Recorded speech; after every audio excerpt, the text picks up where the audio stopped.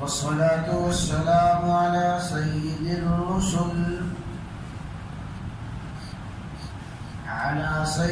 الرسل وخاتم الأنبياء. اللهم صل على سيدنا ومولانا محمد وعلى آل سيدنا ومولانا محمد وبارك وسلم.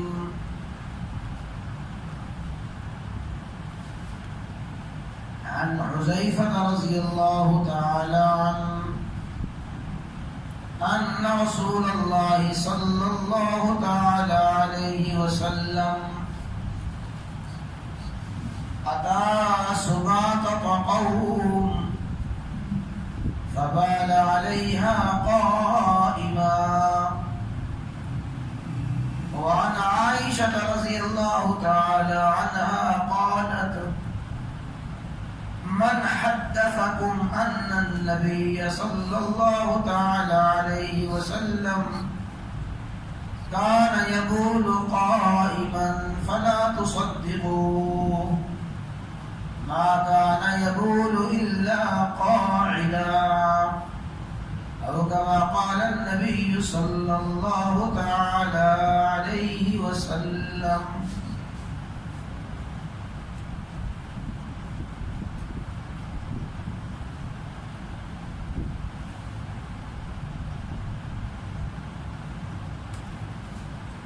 گزشتہ دروس میں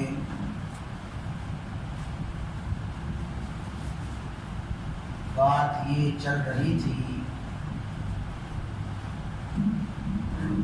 امام الانبیاء سید الانبیاء خاتم الانبیاء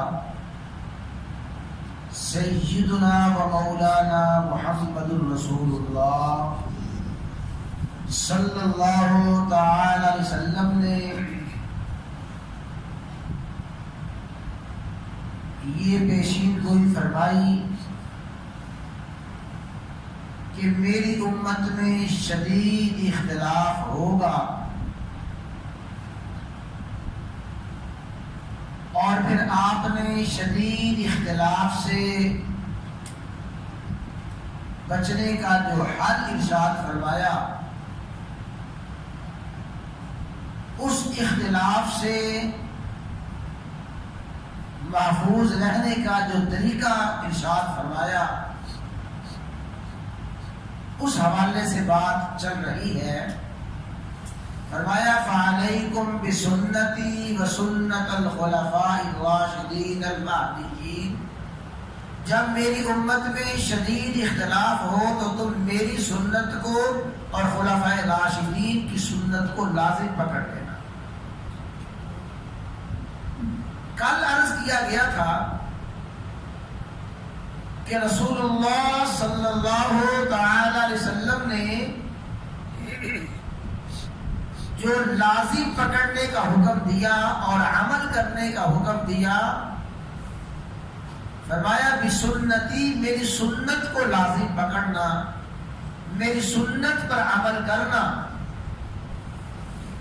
اور کل کے درس میں عرض کیا گیا تھا کہ رسول اللہ صلی اللہ علیہ وسلم نے سنت کا لفظ استعمال فرمایا، حدیث کا لفظ ارشاد نہیں فرمایا.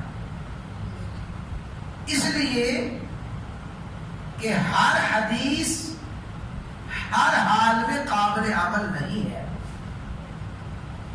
بعض مرتبہ اس حدیث پہ عمل ہوتا ہے اور بعض مرتبہ اس حدیث پہ عمل ہوتا ہی نہیں. لیکن جہاں تک سنت رسول صلی اللہ علیہ وسلم کا معاملہ ہے، سنت پر ہر حال میں عمل ہوتا ہے. سنت نہ ہی ضعیف ہوتی ہے، سنت نہ ہی مخصوص ہوتی ہے، اور سنت نہ ہی منسوخ ہوتی ہے، بلکہ سنت ہر حال میں قابل عمل اور ہر حال میں قابل تقلید اور ہر حال میں معمول بہا ہوتی ہے کہ سنت پر ہر حال میں عمل کیا جاتا ہے. یہ جو حدیث مبارکہ میں نے پڑھی ہے، اس حدیث سے اس مسئلے کی مزید وضاحت ہوتی ہے۔ توجہ کے ساتھ حدیث مبارکہ سن لیں۔ حضرت سیدنا حذیفہ رضی اللہ تعالیٰ عنہ ارشاد فرماتے ہیں کہ ایک مرتبہ رسول اللہ صلی اللہ تعالی علیہ وسلم قوم، ایک قوم، ایک قبیلے کی روڑی کے پاس سے گزرے، جہاں پہ کوڑا کرکٹ ڈالا جاتا تھا اور جہاں پہ نجاست اور گندگی پھینکی جاتی تھی، جیسے عام ہمارے معاشرے میں ہے۔ تو آپ اس سباتا، اس روڑی کے پاس سے گزرے، وہاں تشریف لائے۔ فبال علیہا قائما، آپ نے وہاں پہ پیشاب کیا قائما، کھڑے ہو کر۔ اس سباتا، اس روڑی کے پاس آپ نے کھڑے ہو کے پیشاب کیا۔ اور حضرت امام بخاری رحمہ اللہ تعالی نے اپنی صحیح بخاری میں متعدد مقام پر اس حدیث کو ذکر کیا ہے۔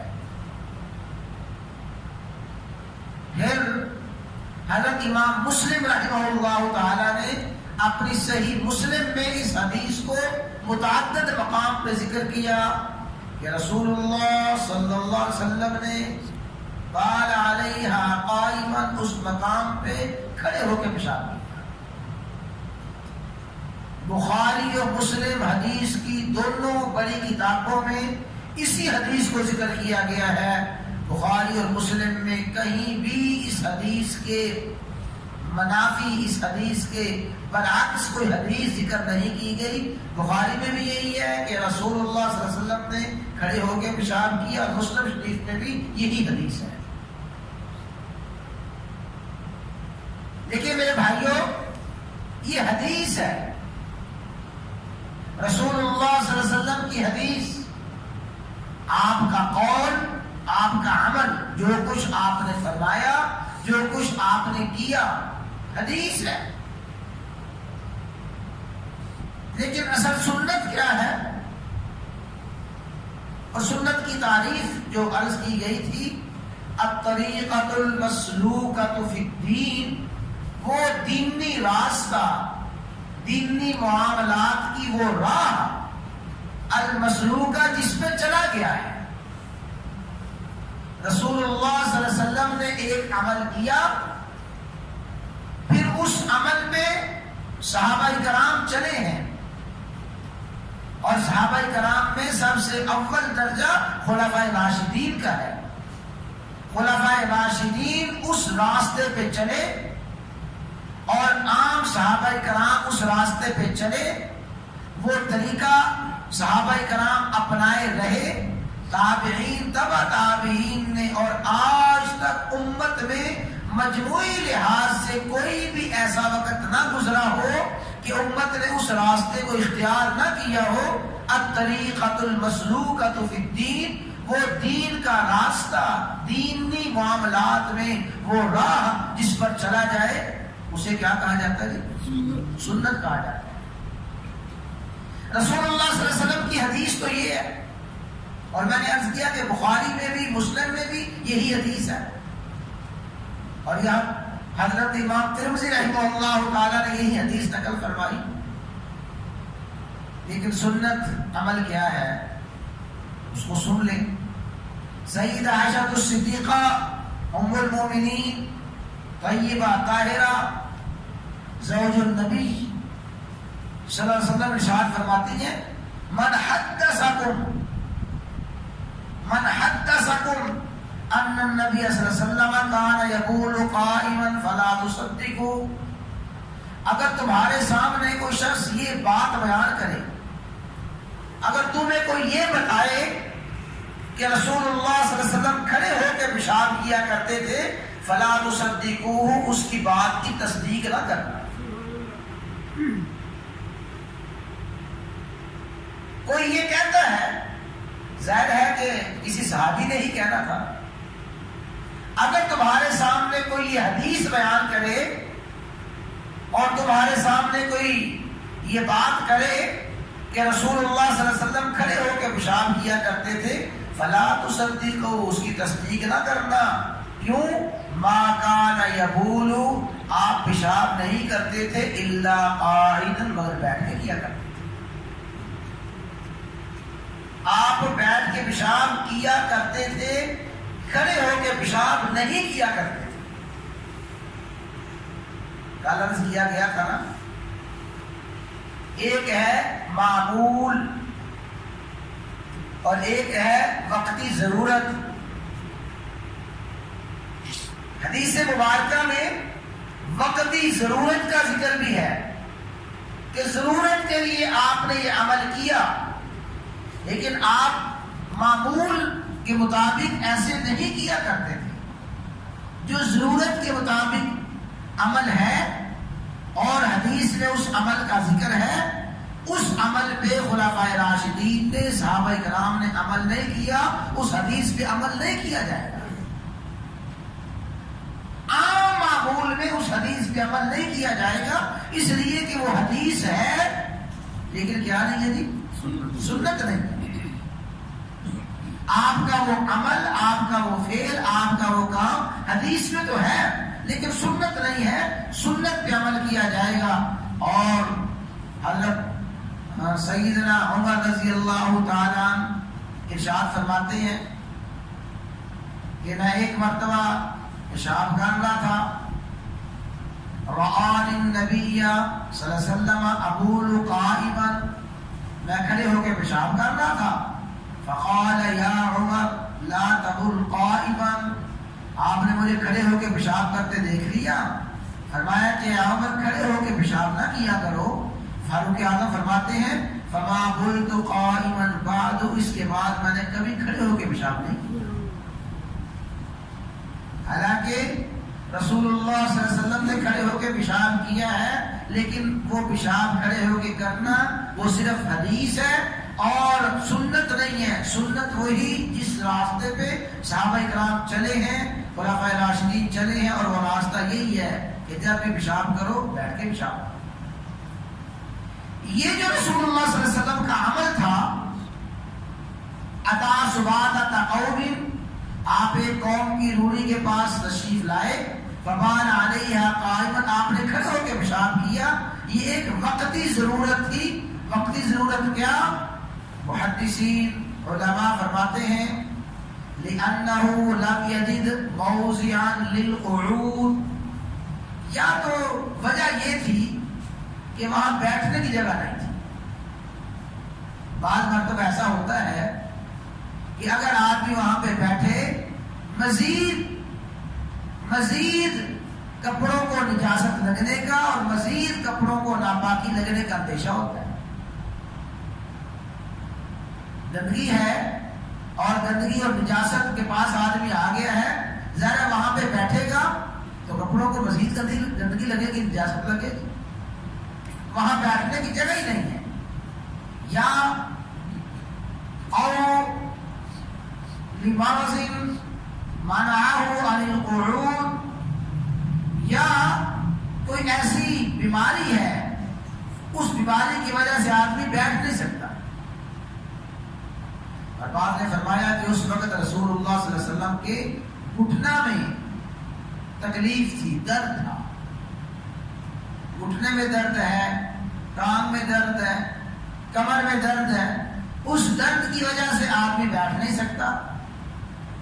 اور یہ فرمایا من او للتداوی من وجع الصلب، کمر میں درد ہے، کمر کے درد کی وجہ سے، ٹانگ کے درد کی وجہ سے، گھٹنے کے درد کی وجہ سے اور کسی بیماری کی وجہ سے آدمی زمین پہ بیٹھ نہیں سکتا، یا بیٹھنے کی جگہ نہیں ہے، کوئی ایسی مجبوری ہے، ایسے حالات ہیں، اس وقتی ضرورت کے وقت کھڑے ہو کر پیشاب کرنے کی اجازت ہے، وہ محض اجازت ہے، عمل نہیں ہے، سنت وہ نہیں ہے۔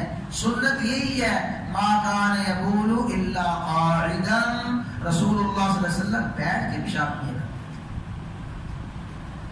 تو رسول اللہ صلی اللہ علیہ وسلم نے اختلاف سے بچنے کے لیے جو حل تجویز فرمایا، علیکم بسنتی و سنت الخلفاء الراشدین المہدیین، میری سنت خلفاء راشدین کی سنت کو اپنانا، مضبوطی کے ساتھ پکڑے رکھنا، ہر قسم کے اختلاف سے بچے رہو۔ تو رسول اللہ صلی اللہ علیہ وسلم کی بے شمار احادیث، بلکہ علماء نے فرمایا کہ احادیث رسول اللہ صلی اللہ علیہ وسلم کے علوم کے خزانے کا نام ہے۔ رسول اللہ صلی اللہ علیہ وسلم کو اللہ تعالیٰ نے جو علوم الاولین والآخرین عطا فرمائے، ان علوم الاولین والآخرین کے خزینے کا نام حدیث مبارکہ ہے۔ ان احادیث مبارکہ میں جو احادیث سنت کے درجے کو پہنچی ہیں، ان احادیث پہ عمل کیا جائے گا۔